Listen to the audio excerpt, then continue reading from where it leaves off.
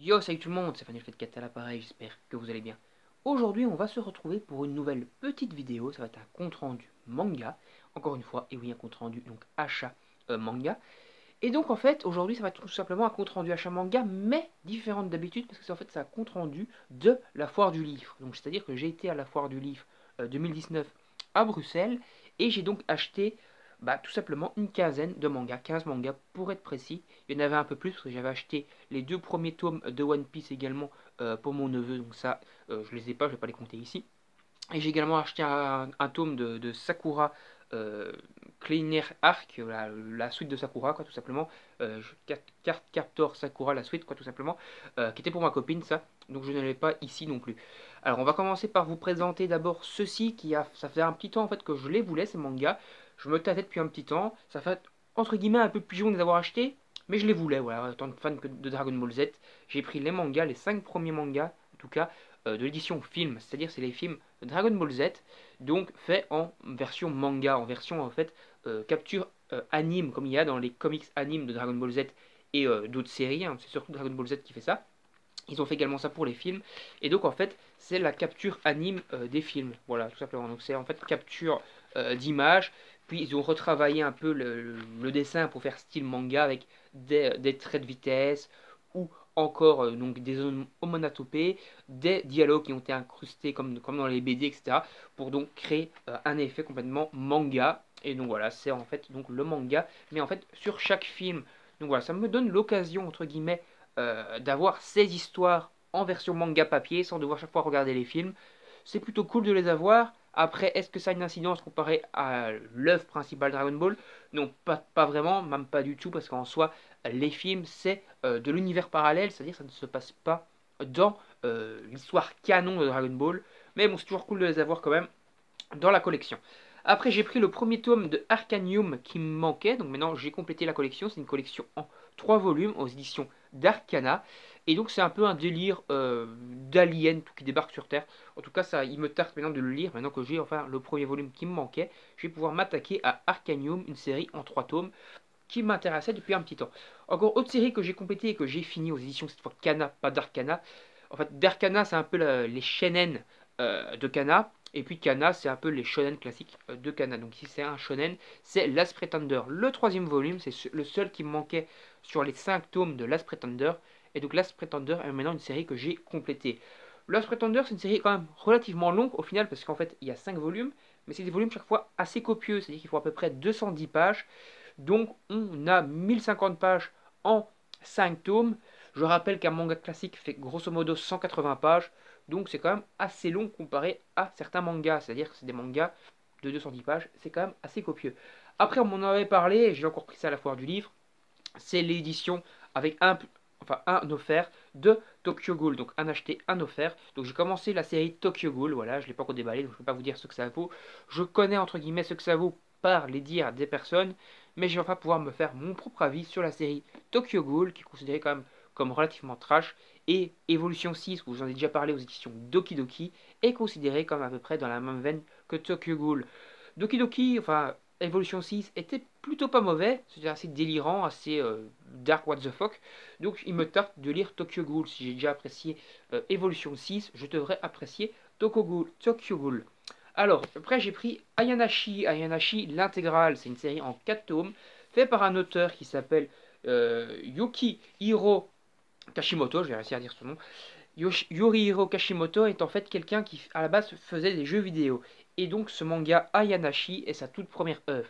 Et ça semble assez réussi, en tout cas d'après ce que j'ai entendu et d'après ce que j'ai feuilleté des différentes pages et des synopsis que j'ai lus sur ce manga, ça a l'air d'être une bonne valeur. Encore une fois, c'est un manga assez copieux, puisque chaque volume fait à peu près 200-210 pages et que le dernier fait carrément 250 pages. Donc on se retrouve grosso merdo avec 850 pages sur 4 volumes, ce qui est assez rare à signaler, c'est-à-dire que c'est quand même des volumes bien copieux, de quoi s'intéresser à la série Ayanashi, qui promet d'être assez intéressant. On a une espèce de délire de chasse aux monstres, de chasse aux Oni, avec donc une espèce de Oni Hunter.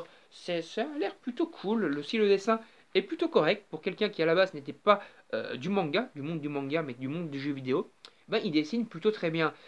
Après, le seul bémol que j'ai à signaler en ayant survolé les différents tomes, c'est que les décors sont, enfin les fonds, les arrière-plans sont quasiment inexistants. On se retrouve souvent avec de l'action qui se passe en premier plan, mais les arrière-plans sont souvent vides, voire même complètement blancs, occultés. Ouais. Donc c'est assez dommage, mais c'est un auteur à suivre parce que il me tarde vraiment de lire ses prochaines œuvres parce qu'il ne pourra que s'améliorer. Et en tout cas, le scénario de celle-ci est déjà vraiment de très bonne facture, donc ça me donne vraiment envie. Après, j'ai pris le dernier tome qui me manquait de Grim Reaper N, N Argent Chevalier, donc voilà, enfin Cavalier, le Chevalier d'Argent, le Cavalier d'Argent, Grim Reaper, quoi, tout simplement. Le sixième tome, c'est le tome le plus copieux de la série puisqu'il fait 270 pages, 270 pages, et c'est donc la conclusion de cette série, qui est donc une série en 6 volumes aux éditions d'Arcana. On se retrouve donc dans un monde Heroic Fantasy. D'après ce que j'ai survolé, d'après les synopsis que j'en ai entendus, c'est assez proche de Rice et Louis, qui était aussi aux éditions d'Arcana dans un monde Heroic Fantasy. Et j'avais kiffé tout simplement Rice et Louis. Donc je pense que cette série Grim Reaper, je vais la kiffer et il me tarte de la lire. Maintenant que j'ai les 6 tomes, je vais pouvoir enfin la dévorer. Et d'après mes calculs vite fait comme ça, les 6 volumes, si tu les mets en globalité, tu arrives à peu près à 1150 pages. Donc c'est quand même plutôt pas mal, il y a de quoi lire, quoi. Après, une petite nouveauté que j'ai pris, qui est donc le dernier volume que je vais vous présenter, qui est Ragna Crimson. Ragna Crimson qui est donc sorti le 15 février aux éditions d'Arcana encore une fois. Il s'agit d'un monde Heroic Fantasy de chasse aux dragons cette fois.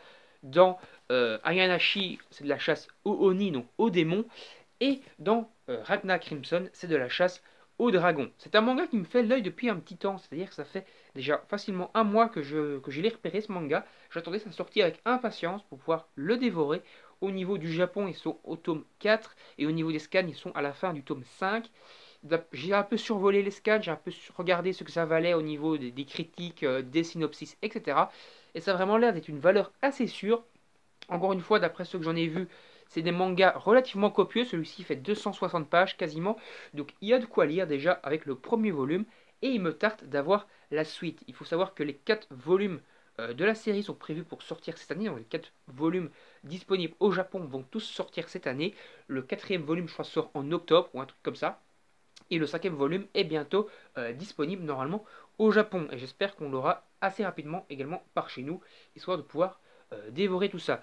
D'après des critiques que j'ai entendues également, tout simplement l'histoire est assez sombre, c'est-à-dire qu'à la base, tu as l'impression que c'est une histoire somme toute classique, mais plus tu vas avancer dans le manga, plus tu vas avancer dans les tomes, plus tu vas te rendre compte que l'histoire est assez sombre, qu'il y a des tenants et aboutissants, et que c'est pas entre guillemets manichéen, pas entre guillemets classique, pas entre guillemets tout simplement un mec qui veut juste devenir le plus fort, mais qui va avoir quand même toute une espèce d'histoire et de facettes sombres dans la personnalité des différents personnages qu'on va s'attacher aux différents protagonismes et que le manga va nous donner envie tout simplement de connaître la suite.